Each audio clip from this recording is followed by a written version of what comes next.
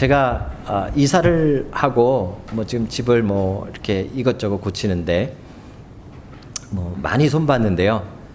여러 가지 이제 손을 보다 보니까 마음에 안 드는 게 하나 있더라고요. 이 잔디밭이 가든이 너무 마음에 안 드는 거예요. 이 잔디는 거의 없고요. 잡초가 더 많아요. 뭐 제가 세보진 않았습니다만 잡초가 한 60%, 잔디가 한 40%, 뭐 그렇게 되지 않나 싶을 정도로 아주 심각한 이게 멀리서 보면 푸르른데 가까이서 보면 다 잡초만 있더라고요. 그래서 이게 전부 다 하기는 좀 힘들고 앞에 부분의 일부를 제가 이렇게 잡초를 좀 뽑아봤습니다. 자, 뽑아봤더니 어떤 현상이 나타났는가 하면 왜 이렇게 원형 탈모증 나오듯이 여기저기 이렇게 둥글둥글하게 이렇게 뻥뻥 빵꾸가 나는 거예요. 그래서 거기다가 흙을 좀 뿌리고 이 잔디씨를 사다가 잔디씨를 쫙 뿌려놓고요. 아침마다 열심히 물을 줬습니다. 그죠? 이게 얼마 만에 자라는지도 잘 모르고 잔디씨는 제가 처음 뿌려봤어요. 잔디씨를 뿌리고 이제 잔디가 자라기만을 기다렸죠. 아침마다 그렇게 정성을 들여 물을 줬는데 정말 며칠 지나니까 한 일주일 된 것 같은데요.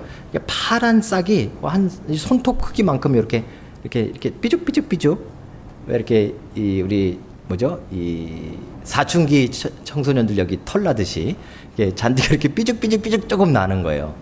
얼마나 기쁜지.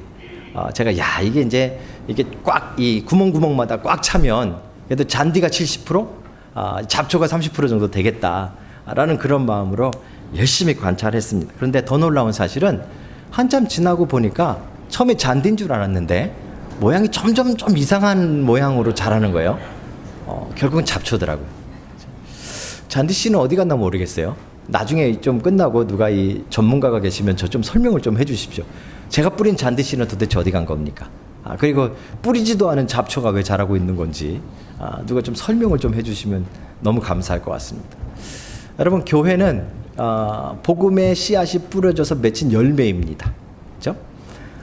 우리가 보고 있는 사도행전은 특별히 바울이 이방 나라들, 이게 원래는 유대인 안에서만 시작되어졌는데 예루살렘과 유대 지역을 넘어서서 이제 다른 나라, 이방 사람들에게도 복음이 전파되기 시작한 거예요. 그렇죠? 그래서 바울이 다니면서 이 이방 나라들의 교회의 씨앗을 심었습니다. 그렇죠? 그리고 이제 그 씨앗이 자라서 지금 2000년 동안 이 교회가 계속되어져 온 것이, 이거 놀라운 일입니다.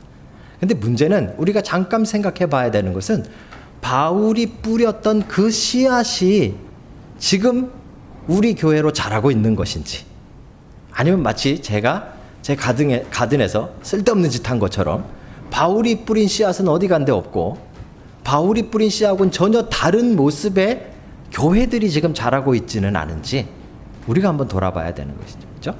특별히 교회라 그러면 건물이 아니고요, 또 어떤 이런 조직도 아니고요. 교회는 여러분 한 사람 한 사람이 다 교회입니다. 그죠? 그래서 우리 한 사람 한 사람이 교회인데 우리 한 사람 한 사람이 정말 바울이 뿌린 그 씨앗대로 교회로 성장하고 있는지, 아니면 바울이 뿌리지도 않은 잡초의 모습을 혹시 우리가 갖고 있지 않은지 오늘 말씀을 통해서 우리가 좀 진지하게 돌아볼 수 있는 그런 시간이 되기를 주님의 이름으로 축복합니다. 특별히 이 말씀을 통해서 우리가 정말 바울이 뿌린 그 교회의 씨앗대로 자라고 있지 않은 모습들이 있다면 실제로 우리 안에 변화가 일어나는, 정말 바울이 뿌린 그 씨앗이 자라나는 놀라운 옥토 같은 여러분들이 다 되시길 주의 이름으로 축복합니다. 자, 오늘 이야기는 이제 사도행전 17장입니다. 사도행전 17장은 배경이 데살로니가라는 데서부터 시작됩니다. 지금은 그 데살로니가 그 지역에 가시면 살로니가라는 도시가 있습니다. 아직도 존재하고 있고요. 약 인구가 한 7만 정도라고 제가 조사해 보니까 7만 정도라고 나오네요. 근데 지금은 그렇게 좀 보잘것없는 작은 소도시가 됐지만 이 바울이 거기에 복음을 증거할 당시는 마게도니아의 수도 역할을 했던 곳이 데살로니가입니다. 그 당시 인구가 20만이었어요. 그 당시에 20만은 엄청난 숫자인 거죠. 그렇죠? 그러니까 이 마게도니아 전체의 수도 같은 곳이 데살로니가인데 오늘 바울이 지금 그곳에 가서 복음을 증거하고 있는 것입니다. 마게도니아 하면 여러분 누가 생각나야 된다 그랬죠? 아마게돈 말고요. 마게도니아 하면 누가 생각나야 된댔죠? 권 집사님 아시는데 일부러 말씀 안 하시는 것 같은, 그죠? 예? 모르시나요? 예. 알렉산더가 생각나셔야죠. 알렉산더 대왕이 마게도니아 출신이지 않습니까? 그 마게도니아 출신 알렉산더가 온 세계를 제패했잖아요. 아마 바울은 이제 그 당시에 아직도 알렉산더의 영향권 아래 있었습니다. 모두가. 그렇죠? 그래서 그 헬라 문화라고 불렀잖아요. 헬라가 알렉산더가 만들어 놓은 그리스 문화예요. 그 개념을 가지고 있다면 바울은 지금 알렉산더의 고향의 중심부인 수도인 데살로니가의 교회를 세우고 있는 거예요. 얼마나 기대가 됐겠습니까? 마치 알렉산더가 온 세계를 제패한 것처럼 거기에 뿌려진 교회의 씨앗이 온 세계로 퍼지기만을 아마 간절히 바라는 마음으로 데살로니가에 갔을 것입니다. 그런 면에서 본다면 오늘 17장은 아주 특별한 의미가 있는 것이죠. 오늘 이 17장에 바울이 어떤 교회의 씨앗을 뿌리는지를 먼저 보셔야 되는데요. 17장에 시작되고 있는 데살로니가와 그 다음에 나오고 있는 베레와나 이 도시들을 가만히 살펴보면 바울이 선교하면서 가지고 있는 하나의 패턴이 등장합니다. 스타일이 있었어요. 그 첫 번째가 무엇인가 하면 2절입니다. 17장 2절을 한번 보시면 이렇게 시작됩니다. 바울이 자기의 관례대로 그들에게 들어가서 이렇게 시작하죠. 그죠? 1절을 보시면 이 그들이 어딘지를 기록하고 있는데 거기 유대인의 회당이 있는지라 이렇게 말합니다. 그러니까 바울은 새로운 지역에 가면 이 선교할 때 맨 처음에 어디를 찾아갔다고요? 회당을 찾아갔다는. 이게 바울 선교의 패턴입니다. 그런데 오늘 이 부분을 2절에 이렇게 설명합니다. 자기의 관례대로, 자기가 하던 습관대로 이런 뜻입니다. 그렇죠? 이것은 두 가지로 해석이 가능한데 첫째는 지금 바울도 유대인이기 때문에 유대인의 습관대로라는 말이 가능합니다. 왜냐하면 유대인들은요 어느 도시를 가든지 이제 한 4-5 가정이 되어지면 뭐를 시작했는가 하면 회당을 시작했어요. 그래서 유대인들은 가는 곳곳마다 회당, 지금도 회당을 만듭니다. 그렇죠? 공동체를 만들죠. 그래서 회당 중심의 삶을 살았어요. 그래서 그 유대인들은 새로운 지역에 여행을 가면 그 당시에요. 이제 새로운 지역에 여행을 가면 자기가 거기서 먹을 것, 입을 것 이걸 다 어디서 공급받았는가 하면 회당을 찾아가서 다른 유대인을 만나고 도움을 받았던 거예요. 그래서 유대인으로서 새로운 지역, 특별히 데살로니가에 가서 회당을 먼저 찾아갔다, 관례대로 찾아갔다라는 말이 해석이 가능한 거죠. 그렇죠? 또 하나의 해석은 지금 이것을 그냥 유대인의 관례라고 안 하고 자기의 관례대로라고 말했으니까 바울은 특별히 유대인으로서도 회당을 찾았지만 자기가 선교할 때 가는 곳곳마다 먼저 회당을 찾았던 것을 우리가 초기에 나타난 모습으로 발견할 수 있습니다. 그래서 이건 바울 개인의 관례다라는 것도 우리가 찾아볼 수 있는 거예요. 어떤 것이든지 중요한 것은 무엇인가 하면 지금 바울이 회당을 중요하게 여기고 거기에 먼저 찾아가서 교회의 씨앗을 뿌리기 시작했다는 것입니다. 왜 그랬을까요? 거기에는 유대인들이 있기도 했지만 더 중요한 것은 바로 그 회당 자체가 유대인들에게는 일상생활의 중심 역할을 했기 때문에 그래요. 그렇죠? 바울이 뿌린 교회의 씨앗은 어떤 모습인가 하면 일상생활 가운데 세워지는 교회 공동체예요. 그러니까 여러분들이 지금 바울이 뿌린 씨앗대로 신앙생활을 한다 그러면 어떤 모습이어야 하는가 하면 여러분들의 일상생활의 핵심이, 중심이 교회 공동체에 있어야 돼요. 이게 바울이 뿌린 교회 공동체, 교회의 씨앗이에요. 씨앗의 모습이에요. 그렇죠? 여러분 정말 그렇습니까? 여러분들의 일상생활의 모습이, 일상생활의 중심이 교회 공동체입니까? 교회를 중심으로, 교회 공동체를 중심으로 여러분들이 직장 생활을 하고, 교회 공동체를 중심으로 가정 생활을 하고, 교회 공동체를 중심으로 여러분들의 인생을 펼쳐나가고 있습니까? 안 그러죠. 그렇죠? 그런 면에서 본다면 바울이 뿌린 씨앗이 자라고 있지 않은 거예요. 바울이 뿌린 씨앗하고 전혀 다른 모습으로 우리가 지금 교회라고 자라고 있는 거죠. 잡초처럼 자라고 있는 겁니다. 제가 딱 이맘때인데요. 오클랜드에서 이 청년들을 데리고, 오래전입니다. 청년들을 담당하고 있을 때 청년들을 데리고 시내에 데려나가서 이제 이 뭐라 그럴까요? 신앙과 우리의 삶, 생활이 다르지 않다라는 걸 아이들에게 가르치기 위해서 그 생활의 터전인 그 시내 중심부에서 예배를 드렸어요. 토요일 날마다. 특별히 이 성탄절이 다가왔기 때문에 성탄 찬양을 몇 곡을 준비해서 우리가 저 밑에 퀸스트리트 밑에서부터, 오클랜드입니다. 쿠바가 아닙니다. 저 퀸스트리트 밑에서부터 찬양을 하면서 이렇게 올라왔어요. 그러니까 맨 위에 아우테아 광장이 있었는데 거기에서 광장에서 이제 마지막으로 찬양을 부르고 있었어요. 이 성탄 찬양이죠. 근데 성탄 찬양을 한참 부르는 동안에 한 키위 할머니가 갑자기 저 멀리서부터 한참 우리를 지켜보더니 슬그머니 지팡이 짚고 오더라고요. 그러더니 우리 찬양 이렇게 모여서 하는데 그 뒤에 가서 이렇게 앉아서 등을 대고 앉아요. 그러더니 한참 동안 앉아요. 찬양이 끝날 때까지.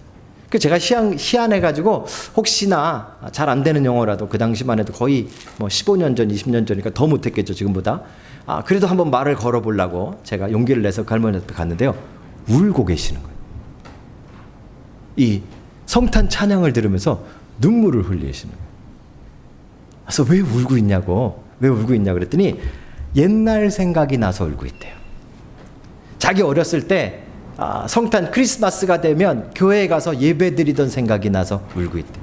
그래서 물어보니까 자기는 크리스찬이래요. 그것도 본어게인 크리스찬이래요. 근데 교회는 안 나간대요. 언제 나가냐 그랬더니 크리스마스 때 한번 나가볼까 그러더라고요. 그럼 제가 그때 굉장한 충격을 받았습니다. 그 이후에 만난 키위들 가운데서 상당히 많은 키위들이 비슷한 이야기들 했어요. 다 본인은 그리스도인이라고 이야기하지만 교회는 안 나가요. 그렇죠? 교회 공동체하고는 전혀 다르게 혼자 신앙생활을 하고 있는. 그러면서 본인은 교회라고 이야기하고 본인은 성도라고 이야기하죠. 여러분, 오늘 바울이 뿌린 씨앗은 전혀 다릅니다. 바울이 뿌린 씨앗은 그 일상과 신앙이 동일합니다. 바울이 뿌린 교회 공동체의 씨앗은 일상생활 가운데 나타나는 거예요. 그래서 교회 공동체 신앙과 여러분들의 일상이 떨어져 있으면 바울이 뿌린 교회의 모습이 아닌 걸로 자라고 있는 거예요. 여러분, 이 말씀 한번 잘 돌아보세요. 제가 오클랜드에 있는 그 교회에 한 교회에 같이 공간을 쓰고 있는데 장로님이 5분 계셨어요. 장로님이 5분인데 다 연세가 많으셔서 손주들이 여러 명 있는 여러 명이 있었어요. 그래서 주일학교를 해도 아마 우리보다 더 많았을 거예요. 한 10대 명이 모일 수 있는 그런 교회였어요. 근데 주일학교를 한 달에 한 번밖에 안 해요. 그 기교회. 제가 그 장로님들하고 참 친했는데 물어봤어요. 왜 너네 주일학교 매주 안 하고 한 달에 한 번 정도 하냐? 애들이 안 온대요. 그래서 왜 안 오냐? 너 장로님 손주들인데 다 장로님 교회 올 거 아니야? 그러니까 장로님이 안 온대요. 장로님이 2주에 한 번 내지 3주에 한 번씩 그렇게 이렇게 걸러서 온대요. 그죠? 깜짝 놀랐어요. 여러분, 지금 오늘날 피어나고 있는 교회 공동체의 모습은 바울이 뿌리고 있는 그 교회의 씨앗과 전혀 다른 모습이 자라고 있어요. 우리가 일주일 동안 우리 생활만 열심히 살다가 갑자기 잊어버렸던 걸 생각난 듯이 주일날 한 번, 그것도 한 2시간 이제 와주는 거죠. 하나님 앞에 잠깐 2시간 하나님 앞에 잠깐 앉았다가 가면서 우리는 신앙생활을 다 했다라는 착각을 하고 있어요. 죄송합니다. 혹시 그런 분들 이 자리에는 안 계시겠지만, 그렇죠? 만약에 그렇다면 가짜 크리스찬이에요. 가짜 교회예요. 가짜 성도예요. 만약에 여러분들이 일주일 동안 살아가면서 직장에서든 아니면 가정에서든 하나님에 대한 생각이 하나도 없고 교회 공동체에 대한 생각이 하나도 없고 일주일 동안 여러분 일만 열심히 하다가 주일날 딱 한 번 나와서 2시간 앉아있다가 그걸 신앙생활이라고 1년 동안 하고 나는 하나님을 믿는 그리스도인이라고 말한다면 가짜예요. 가짜예요. 바울은 그 씨앗을 뿌리지 않았어요. 바울은 회당에 들어갑니다. 회당에서부터 교회를 시작했어요. 왜요? 유대인들에게 그 신앙의 삶의 중심은 회당이었기 때문에 교회를 지금 삶의 일상생활의 중심에다가 세우고 있는 거예요. 여러분들의 일상생활의 한가운데 믿음과 신앙과 교회가 있기를 주님의 이름으로 축복합니다. 그런 신앙생활을 여러분들이 해나가고 그런 교회가 되시기를 주의 이름으로 축복합니다. 바울의 의도대로 씨가 뿌려지고 바울의 의도대로 교회가 되는 여러분들이 다 되시길 주의 이름으로 축복합니다. 오늘날의 이 교회와 일상생활을 분리하려고 하는 이 신앙 때문에 교회가 썩어져가고 신앙이 썩어져가고 하나님 나라가 무너지고 있는 거예요. 여러분, 우리는 썬데이 크리스찬이 아니에요. 그렇죠? 우리는 바울이 뿌린 대로 매일매일의 크리스찬이에요. 그런 일상 가운데 교회가 되는 여러분 다 되시기를 주의 이름으로 축복합니다. 자, 바울이 또 어떤 교회에 씨앗을 뿌렸는가를 보십시다. 우리 2절을 아까 봤는데요. 2절 한번 같이 읽어볼까요? 2절 전체를 다 같이 읽겠습니다. 바울이 이 회당을 찾아갔는데, 회당을 찾아가서 제일 먼저 한 일이 무엇입니까? 오늘 본문에 보니까 성경을 가지고 강론했다 이렇게 말하죠. 그죠? 말 그대로 하면 성경을 풀어주었다, 성경을 해석해 주었다 이런 뜻이에요. 그죠? 그 뒤에 내용까지 우리가 함께 3절에 보면 뜻을 풀어라는 말로 시작되는데 그게 그 강론한 내용이죠. 그것을 참고해서 본다면 바울이 회당에 가서 한 일은 무엇인가 하면 유대인들이 지금까지 잘못 알고 있었던 성경 구절을 지금 다시 한번 해석해서 제대로 가르쳐주고 있다 이 말이에요. 이게 바울이 교회 공동체를 향해 뿌렸던 첫 번째 씨앗이에요. 그렇죠? 일상생활이 신앙이 되도록 교회 공동체를 세웠을 뿐만 아니라 말씀이 중심이 되도록 지금 교회 공동체를 세우고 있는 거예요. 이게 초대 교회의 모습이었어요. 우리 지난 주간에 이 건물을 같이 사용하고 있는 이 캐스 목사님이 오셔서 잠깐 인사하고 정말 그 긴 시간을 이렇게 예배를 함께 드리시고 가셨는데, 제 생각에 아마 그 캐시 목사님께서 최근에 들어본 예배 중에 제일 긴 설교를 들으셨을 거예요. 아마 힘드셨을 거예요. 막 통역이 안만 있었어도 너무 힘들었을 것 같다는 생각이 제 안에 들었어요. 왜냐하면 우리 이 세인트 바나바스 처치는 앵글리칸 교회라고 설명했잖아요. 이 앵글리칸 교회의 특징은 예식 중심이에요. 성찬도 중요한 예식 중에 하나고요. 전체적으로 그 예식 중심이에요. 그래서 설교는 15분 정도예요. 너무 부럽죠? 여러분 너무 부러우시죠? 그죠? 설교는 15분 이내. 그것도 목사님이 한 달에 한 번은 안 하세요. 성도들끼리 그냥 예식만 한대요. 설교 빼고. 그게 자기네들 익숙하고 좋다 그래가지고. 이야, 그 월급은 저보다 많으세요. 대단하죠. 그죠? 그죠? 근데 장로교만 오면 우리는 지쳐요. 그죠? 왜 이렇게 설교 길어? 뭐 예배라고 뭐 별게 없어. 그냥 찬양 조금 하는가 싶더니만, 한 사람 나와서 기도하는가 싶더니만 대부분은 설교야. 그죠? 자, 이 전통이 어디서부터 온 거예요? 오늘 바울이 뿌린 씨앗에서부터 온 거예요. 그죠? 이 부분이 어떻게 되는가를 잘 보세요. 이게 지금 데살로니가에서 이렇게 했는데 똑같은 패턴으로 그 다음 장소인 베레아라는 곳에서 이루어져요. 여러분 본문엔 없지만, 주보엔 없지만 성경 있으신 분들은 17장 11절을 보십시오.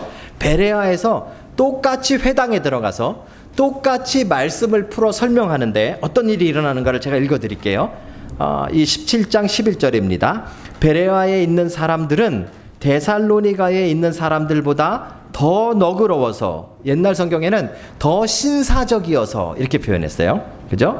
간절한 마음으로 말씀을 받고, 바울이 강론을 했더니 성경 말씀을 풀어서 설명을 해줬더니 간절한 마음으로 받았대요. 이게 첫 번째예요. 그리고 이것이 그러한가 하여, 그 말씀이 정말 그런가라는 것을 가지고 날마다 성경을 상고하니라, 날마다 성경을 묵상하니라, 날마다 성경을 생각하니라, 날마다 성경을 떠올르더라 이 말이에요. 이게 바울이 뿌린 교회의 씨앗이에요. 그렇죠? 어떻게 해요? 하나님의 말씀을 풀어서 설명해주고 그 말씀을 간절한 마음으로 받은 사람들이 자기의 삶의 일상으로 돌아가서 날마다예요. 날마다. 이틀에 한 번 꼴이 아니에요. 주일날 오기 바로 직전도 아니에요. 날마다 이 말씀이 정말 그러한가를 묵상했다 그 말이에요. 이게 그 당시 교회의 모습이에요. 그렇죠? 바울은 이런 씨앗을 뿌렸어요. 그럼 이제 우리 한번 생각해 보십시다. 자, 우리는 이런 씨앗대로 자라고 있죠. 여러분들 그래도 저희 교회는 말씀을 굉장히 간절하게 들으세요.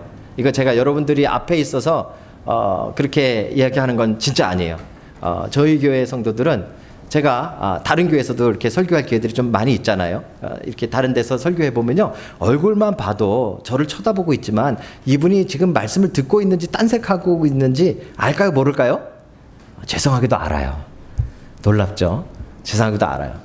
어떤 분은요, 막 잘 들어보려고 막 애쓰는 모습까지 알아. 내가 안 되는데 막 열심히 들으려고 하는 것도 알아. 제가 참 안타깝게도 그런 것까지도 이렇게 다 이렇게 알게 돼요. 거의 안 틀려요, 그죠? 근데 저희 교회는 그래도 아주 정말 잘 들으세요. 여기에 나와 있는 대로 정말 베레아 사람들 같아. 정말 신사적이어서 간절한 마음으로 말씀을 듣는 분들이 상당히 많아요. 제가 볼 때 50% 이상. 저희 집 잔디보다 많아요. 대단하세요, 그죠? 근데 문제는 뭐예요?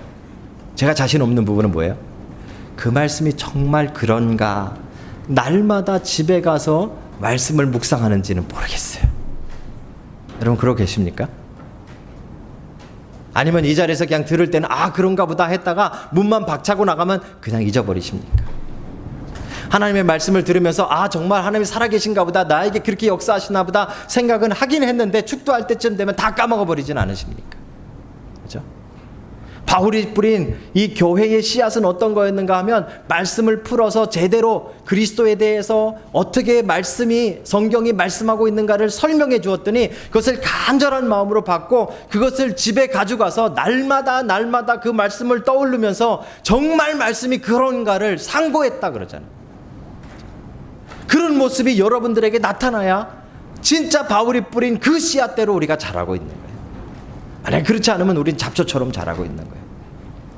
사랑하는 성도 여러분, 바울이 뿌린 씨앗대로 교회가 자라나는 여러분들이 되시길 주님의 이름으로 축복합니다. 그렇죠? 여러분, 오클랜드에 있을 때 어떤 분이요, 이 신문에 광고를 냈어요. 가끔 한 번씩 내세요. 그래가지고 하나님 전상성가 뭐 이런 광고를 개인 돈을 내서 전면으로 광고를 내세요. 그리고 이제 그 내용을 읽어보시면 거기에 지금 교회들이 얼마나 예배를 잘못 드리고 있는가, 그 부분은 우리가 좀 잘 귀 기울여서 볼만해요. 그죠? 오늘날 교회가 얼마나 이기적으로 드리고 있는가, 하나님께 드리고 하나님께 영광 돌리는 부분이 얼마나 없어졌는가를 막 지적해 놓으셨어요. 그건 되게 우리가 동의할 만한 부분이고 우리가 고쳐야 될 부분이에요. 근데 거기에 이제 한 가지 이런 지적을 하세요. 뭐라고 지적하는가 하면, 목사님들의 설교를 좀 줄여라. 왜 예배가 찬양이 더 많아야지, 그죠? 왜 말씀이 더 많은가? 그거에 대해서 막 신랄하게 이렇게 써놓으셨어요. 그죠? 그 근거가 어디 있어요? 여기 있는 거예요. 여기. 그죠? 예배는 어떤 것인가 하냐면요, 구약으로 따지면 제사하고 완전히 예배는 다른 거예요. 다른 거지만 비슷한 모습이 하나 들어있어요. 그죠? 이 천주교에서는 이 모습을 잘못 오용해가지고 마치 제사에 있었던 예식 방식으로 예배를 바꿔버렸어요. 그래서 종교개혁이 일어나기 전에 아주 이 천주교가 타락할 때 신학적으로 타락하면서 예배 형태적으로 타락합니다. 어떻게 타락하는가 하면 예배가 다 퍼포먼스가 됐어요. 퍼포먼스가. 그래서 예식은 전부 다 뭘로 이루어지는가 하면 라틴어로 이루어져요. 근데 성도들은 라틴어를 할 줄 알아요? 몰라요? 대부분 몰라요. 이거 한국에서 해도 라틴어로, 뭐 중국에서 해도 라틴어로. 앉아있는 사람들은 뭐 하는 거예요? 구경하는 거예요. 사제들이 잘 드리는구나. 그리고 그거를 예배 드린다고 생각을 한 거죠. 그죠? 이게 잘못된 거예요. 그래서 종교개혁이 일어나면서 그걸 어떻게 바꾼 거예요? 말씀 중심으로 바꾼 거예요. 말씀 중심으로. 그럼 이 말씀은 도대체 뭐 하는 거예요? 여러분, 레위기에 보시면 예전에 이재철 목사님이 레위기 이 설교를 하시면서 제가 아주 되게 감동받았던 부분이 있어요. 이재철 목사님의 설교 가운데 어떤 부분이 있었는가 하면, 레위기에 양을 하나님 앞에 죽여서 그 피로 제사를 드리잖아요. 그게 예배하는 모습이잖아요. 그 제사를 드릴 때 우리가 보통 어떻게 생각하는가 하면, 내가 죄를 지면 양을 한 마리 잡아다가 사다가, 아니면 집에 있는 양, 좋은 양을 가져다가 제사장한테 주면 제사장이 저 뒤에 가서 죽여가지고 그 피를 가지고 이렇게 제사를 지내고 그 피를 저에게 뿌려주고 나는 이제 죄사함을 받았다. 그게 레위기에 나와 있는 제사다. 이렇게 알고 있잖아요. 그죠? 근데 레위기를 잘 읽어보시면 안 그래요. 어떻게 돼 있는가 하면, 양을 잡아서, 내가 죄를 지면 양을 잡아가지고 성막에 가서 누가 잡아요? 내가 잡아요. 내가 내 칼로. 그 양을 죽이고 그 피를 받고 그 껍질을 벗기고 그 양을 내가 조각조각을 내라 포를 뜨는 거예요. 그래서 그 고기와 피를 제사장에게 주면 그 제사장이 그것을 하나님께 드려주는 거예요. 이게 구약의 예배예요. 여러분 그걸 잘 보셔야 돼요. 오늘날 우리는 예배를 어떻게 드려야 되는가 하면 우리 안에 죄된 마음, 우리 안에 있는 고집, 우리 안에 있는 잘못된 생각, 이거를 다 조각조각 내가지고 하나님 앞에 이렇게 드리는 게 이게 예배예요. 뭘로 잘라요? 뭘로요? 말씀으로 잘라십니다. 말씀의 검으로 우리 안에 있는 내 마음, 남의 마음 자르시는 게 아니에요. 그죠? 내 마음, 내 마음의 죄악들, 내 마음의 고집들, 내 마음의 불순한 것들, 내 안에 고집스러운 그 악한 모습들을 하나님의 말씀이 들려올 때 그 말씀으로 내 마음을 잘라내는 거예요. 하나하나 다 조각을 내가지고 그 조각과 피투성이가 된 것을 하나님 앞에 드리는 거예요. 맡기는 거예요. 그게 종교개혁 이후의 예배의 모습이에요. 그래서 여러분 말씀 좀 길지만 우리가 말씀 중심의 예배를 드리고 있는 거예요. 왜요? 바울이 그 씨앗을 뿌렸기 때문에. 사랑하는 성도 여러분, 오늘 여러분들의 예배가 바뀌기를 주의 이름으로 축복합니다. 그렇죠? 오늘 여러분들에게 들려지는 사도행전 17장 이 말씀이 정말 여러분 손에 잡힌 말씀의 검이 돼서 여러분 마음속에 고집센 마음들, 죄된 마음들, 불순한 마음들, 하나님 앞에 잘못된 생각들을 각을 뜨고 조각을 내서 그 피투성이 된 모습들을 하나님 앞에 그대로 올려드리는 그런 믿음의 사람들이 되시길 주의 이름으로 축복합니다. 하나님 그 예배를 받으십니다. 하나님이 그 삶을 받으시고 영광 받으시는 줄로 믿습니다. 그것이 바울이 뿌린 교회의 두 번째 씨앗입니다. 오늘도 놀라운 그 씨앗들이 우리 안에 자라기를 주의 이름으로 축복합니다. 마지막입니다. 여러분 이제 바울이 일상 중심의 씨앗을 뿌렸고요, 말씀 중심의 씨앗을 뿌렸다 이렇게 말씀을 드렸어요. 이 두 가지는 떨어져 있지 않습니다. 그렇죠? 말씀이 요 시간에만 끝나면 안 되고 아까 베레아 사람들처럼 요것을 날마다 상고하는 일상 가운데로 이어지셔야 돼요. 그렇죠? 이게 이제 우리가 이 바울이 뿌려놓은 교회의 씨앗이고 우리 안에 나타나야 되는 모습입니다. 절대적으로 나타나셔야 돼요. 요게 이제 날마다 나타나야 그게 이제 교회 공동체예요. 자, 그런데 한번 보십시다. 예수님께서 이 복음의 씨앗, 말씀의 씨앗이 이렇게 말씀 중심, 일상 중심으로 뿌려졌는데 이게 자라거나 자라지 않거나는 뭐에 달려있다고 이야기하셨죠? 예? 말씀에 달려있다고요? 아니고 뭐에 달려있다고 그러셨죠? 말씀을 받는 마음 밭에 달려있다 그랬잖아요. 기억나시잖아요. 그죠? 예수님께서 비유로 말씀하셨어요. 길가에 떨어진 씨앗, 그 다음에 돌짝밭에 떨어진 씨앗, 가시밭에 떨어진 씨앗, 옥토에 떨어진 씨앗. 그죠? 오늘 말씀도 그대로 이루어집니다. 오늘 이제 바울이 일상 중심, 말씀 중심의 이 복음의 씨앗을 회당에서 뿌렸는데 이 말씀의 씨앗이 헬라인들의 마음속에 여기 보면 경건한 헬라인이라고 표현되어 있죠. 이 경건한 헬라인들은 헬라인인데 유대교로 개종해서 유대인 회당에 참석하고 있는 사람들이, 그죠? 그들의 마음속에서 떨어져서 교회로 자라나기 시작했어. 그래서 오늘 본문에 보니까 4절에 보십시오. 그 중에 어떤 사람 곧 경건한 헬라인의 큰 무리와 적지 않은 귀부인도 권함을 받고 바울과 실라를 따르나. 이 교회가 시작된 거예요. 뭐에 따라서요? 이들의 마음에 따라서. 옥토와 같은 마음을 가졌던 헬라인들이 있었던 거예요. 옥토와 같은 마음을 가졌던 귀부인들이 있었던 거예요. 거기에 바울이 뿌린 말씀의 씨앗이 떨어지니까 교회가 된 거예요. 열매가 맺혀버린 거죠. 여러분들에게도 그 은혜가 있기를 주의 이름으로 축복합니다. 그렇죠? 자, 근데 그런 사람만 있었을까요? 그 다음에 보십시오. 5절에 봅니다. 그러나 유대인들은 시기하여 저자의 어떤 불량한 사람들을 데리고, 이게 뭐예요? 같은 말씀을 뿌리고 같은 복음을 선포하고 같은 말씀 중심, 일상 중심의 교회의 씨앗을 뿌렸는데 그것을 받는 어떤 유대인들의 마음은 시기가 가득해서 말씀이 떨어지자마자 없어진 거예요. 그 말씀이 싹을 내지 않는 거예요. 그 말씀이 한쪽 귀에 들어와서 나머지 귀로 흘러가는 거예요. 이 자리에 있는 어떤 사람들의 마음도 똑같아.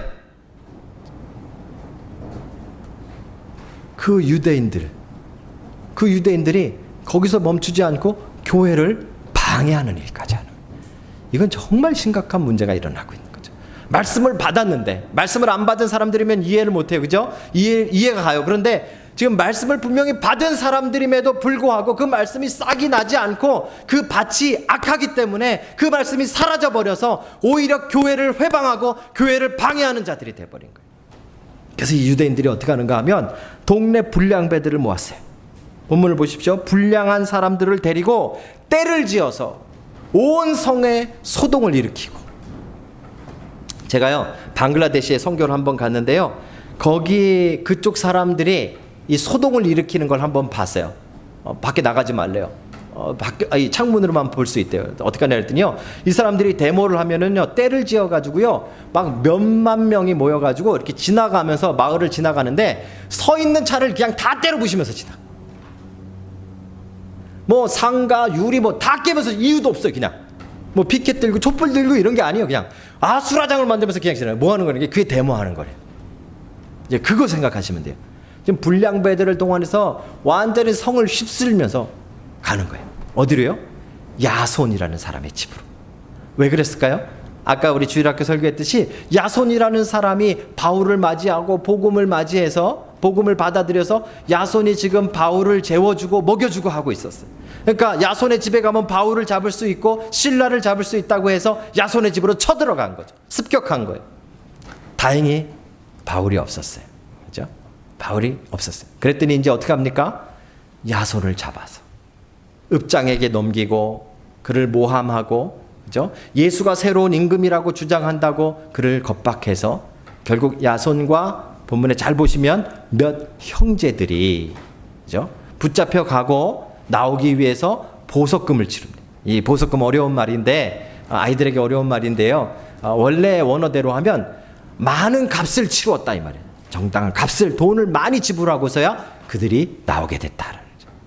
여러분 우리 이 부분을 좀 주목해 봐야 돼요. 자, 데살로니가는 대단한 도시예요. 이 데살로니가의 교회가 생기느냐 안 생기느냐가 유럽으로 들어가는 관문이 어떻게 되느냐 결정나는 아주 중요한 거예요. 발칸반도의 아주 핵심 도시예요. 이 알렉산더의 고향인 이 마게도냐에 이 복음이 들어가느냐는 데살로니가가 결정하는 거예요. 그런데 이 데살로니가에 가장 큰 반대가 있었어요.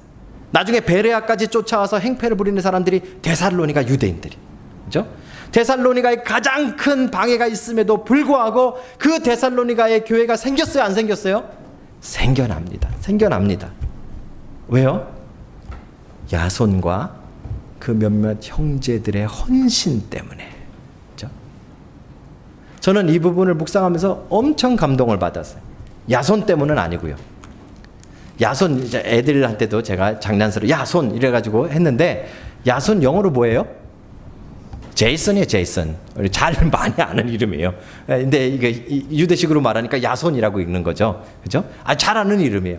야손은 이름이라도 나왔어요. 중요한 건 성경에 보니까 야손과 뭐라고요? 6절에 몇 형제들. 이 사람들을 우리가 주목해 봐야 돼요. 이름도 안 나왔어요. 그죠? 몇 형제들은 야손의 친형제들이 아니에요. 이 원어의 단어를 보면 그냥 교회의 형제들이에요. 그냥 믿는 사람들이에요. 이름도 안 나오고 얼굴 생김새도 안 나오고 구체적인 내용도 없지만 이 몇 형제들이 없었으면 데살로니가의 교회가 생겨나지 않았다는 말이에요. 그렇죠? 우리는 여기서 이 바울이 뿌린 씨앗 정말 중요한데요. 이 말씀의 씨앗, 말씀 중심의 씨앗, 또 일상 중심의 씨앗, 이 씨앗이 정말 제대로 된 교회로 성장하려면 뭐가 필요해요? 이름 없는 헌신의 성도들이 필요한 거예요. 이들이 없으면 교회가 세워지지 않는 거예요. 여러분들 말씀 잘 듣고 직장 가서 여러분 말씀대로 잘 살아가요. 그러면 누가 인정해줘요? 죄송하지만 아무도 인정 안 해줘요. 그렇죠? 뭐 저한테 말씀하면 제가 차 한 잔 사드릴게요. 그게 다예요. 그렇죠? 여러분들 정말 직장에서 좀 믿는 사람이라고 어려움 당하고 좀 왕따 당하고 핍박 당하는 경우 있어요, 없어요? 많아요. 뉴질랜드에서도 있어요. 교회 다닌다 그러면 그렇게 썩 안 좋아하는 사람들 굉장히 많아요. 그렇죠? 그런데도 불구하고 여러분들이 하나님의 말씀대로 여러분들의 직장에서 살아가고 하나님의 말씀대로 여러분들이 사업을 하고 하나님의 말씀대로 여러분들의 일상을 살아가면 누가 알아줘요? 아무도 안 알아줘요. 아무도 안 알아줘요. 그렇죠? 그런데 중요한 건 그 사람들 때문에 교회가 탄생하는 거예요. 그 사람들 때문에 하나님 나라가 생겨나는 거예요. 제가 대학을 다닐 때 아까 우리 마지막에 했던 찬양, 제가 이 찬양 참 많이 좋아하죠, 그죠? 제가 찬양 인도할 때마다 자주 불러요. 거기 보시면 이 번역을 중대 기독학생회 이렇게 해놨잖아요. 이게 제가 다니던 이 중대 기독학생회가 번역해 놓은 거예요. 또 그거 다 펼쳐서 보실 필요까지는 없어요. 예, 그 중대 기독학생회를 제가 다녔는데 제가 안성 캠퍼스에 있었는데요. 거기서 졸업할 때쯤 돼서 저는 졸업하고 제 아내는 마지막 학년인가 그랬는데 교회 건물이 없었어요. 맨날 이 컨테이너에서 예배를 드렸는데 교회 건물을 질 수 있도록 학교가 땅을 줬어요. 교회 건물을 지려니까 돈이 없잖아요. 그렇죠? 이 기독학생이니까 무슨 돈이 있어요. 이게 다 그냥 잠깐 한 4년 동안 왔다 가는 친구들이잖아요. 뭐 졸업생들 가운데 거기서 주일날 예배 드린 사람이 몇 명 있긴 했지만 그렇게 크게 이렇게 돈을 댈 만한 사람이 없잖아요. 우리가 다 이제 막 사회에 나가가지고 무슨 돈을 벌겠어요, 그렇죠? 그런데 교회 건물을 쳤어요. 어떻게 졌게요? 우리 저 목사님이 아직도 거기서 계속 대학교에서 사역을 하고 계시는데 목사님 참 머리가 좋으셨어요. 어떻게 했는가 하면 졸업생들과 학생들에게 벽돌 기증하는 캠페인을 했어요. 그래서 한 구자씩, 예를 들어서 제가 한 100만 원 이렇게 하면 제 이름을 강성준 벽돌에다 새겨가지고 교회 질 때 한쪽에 제 이름이 새겨진 벽돌이 딱 있는 거예요. 이걸 하니까 이 헌금하는 사람이 있어요, 없어요? 많아지는 거예요. 그 전에는 헌금하라 그러면 별로 그렇게 나도 힘든데 막 이랬는데 제 이름이 교회 건물에 영원토록 남는데, 그러니까 이건 조금 생각이 달라지는 거예요. 그래서 갑자기 헌금하는 사람들이 많아졌어요. 그 중에 한 사람이 접니다.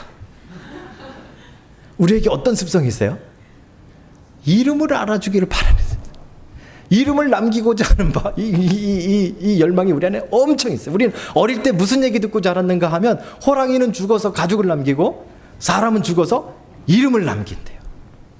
솔직한 얘기로 저 죽으면 제 이름 알아줄 사람? 제 아들까지 알을래나? 제 손자들도 잘 기억 못할걸요. 그렇죠? 그런데도 불구하고 우리는 계속해서 뭘 바래요? 우리 이름을 알아주기를 바래요. 그렇죠? 교회에서도 우리가 그래요. 교회에서도. 벽돌에 이름이라도 새겨진다면 돈 내요. 헌금해요. 그렇죠? 근데 오늘 바울이 세운 교회는, 뿌린 씨앗은 그런 교회가 아니었어요. 이름 없는 형제들, 이름이 남아있지도 않은 형제들, 누군지도 몰라요. 야손은요 나중에 한 군데 더 나와요. 이름 한 군데 잠깐 더 나와요. 로마서에 나오나 그럴 거예요. 그렇죠? 그거 말고 더 이상 야손도 뭐 구체적으로 나오지도 않아요. 야손은 그래도 이름 2번 나오니까 그 사람이 또 그 사람이 아니라고 주장하는 사람도 있어요. 그러니까 뭐 어쨌든지 간에 별로 그렇게 안 나와요. 근데 더 불쌍한 사람들은 몇 형제들, 얘네들 누구예요? 얘네들 왜 끌려가서 매를 맞아요? 왜 끌려가서 보석금을 내요? 왜 끌려가서 그 고생을 해요?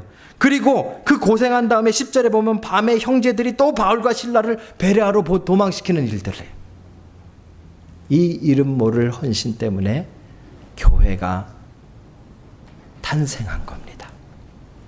사랑하는 성도 여러분, 우리의 이름이 알려지는 것보다 교회가 세워지는 은혜를 누리시길 주의 이름으로 축복합니다. 바울이 뿌린 씨앗대로 우리에게 나타난다면 우리가 우리의 이름을 알리고 우리의 이름을 나타내는 일을 포기하고 오히려 몇몇 이름 없는 형제들처럼 교회를 세우고 하나님 나라를 위해 헌신하는 일들이 우리 안에 많아져야 할 것입니다. 그 헌신이 없이는 교회가 설 수 없습니다. 오늘 바울은 2000년 전에 이 씨앗을 뿌렸습니다. 말씀 중심, 일상 중심의 씨앗을 뿌렸고 그 씨앗이 이름 없는 몇 형제들의 옥토 같은 마음에 떨어지자 이제 그 놀라운 마게도니아의 수도인 데살로니가의 교회가 탄생했습니다. 그리고 그 교회가 이제 2000년을 흘러 이 자리까지 온 것입니다. 사랑하는 성도 여러분, 이제 바울이 뿌린 씨앗이 여러분과 저에게 나타나야 할 때입니다. 그렇죠? 하나님의 말씀 중심의 신앙이 여러분과 제 안에 가득하기를 주의 이름으로 축복합니다. 그 신앙이 이 자리에서만 끝나지 않고 여러분 일상 가운데도 말씀 중심의 신앙이 되시길 주의 이름으로 축복합니다. 그리고 그 이름 없는 헌신들이 하나님의 나라를 세워가는 놀라운 역사들이 여러분들의 가정과 일터와 여러분들의 삶 가운데 충만해지시기를 주의 이름으로 축복합니다.